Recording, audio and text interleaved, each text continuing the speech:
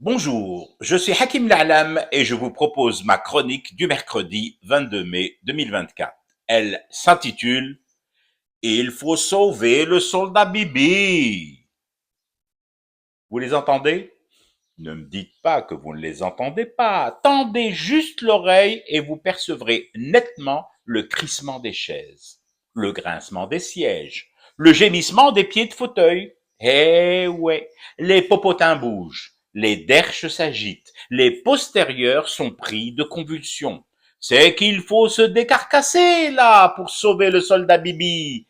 Et ça sent la gêne, et ça schlingue l'embarras, et ça pue la mauvaise foi. Netanyahou visé par la CPI. T'es Mehboul, t'es fou, le premier ministre élu de la seule démocratie au Proche-Orient. Le premier ministre du peuple élu à l'issue des premières élections traficotées et truquées de l'histoire de l'humanité, les tables de la loi faisant loi, Kebda et tout le reste. Non, ça ne se peut pas, bébé. Rare mumkin. Alors, pour sauver leur bibi chéri, ils convoquent le banc, l'arrière-banc et toutes leurs succursales spécialisées en sauvetage commando et commandité.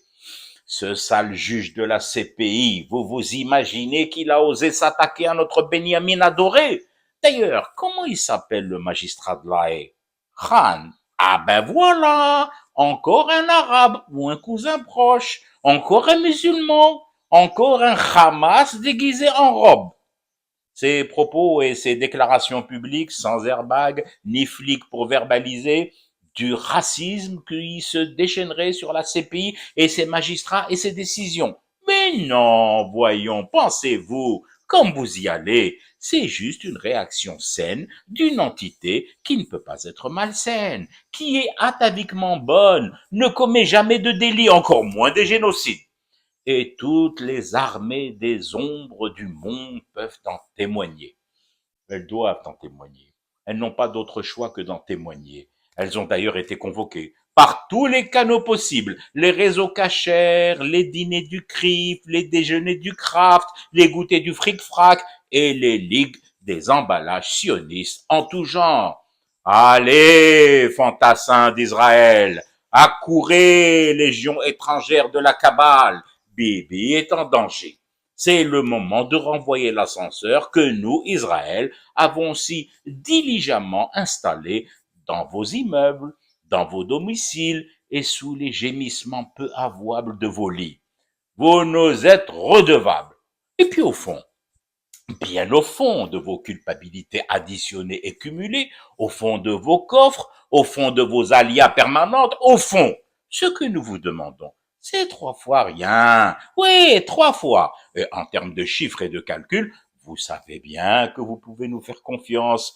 Tâtez juste vos bourses pour vous en convaincre.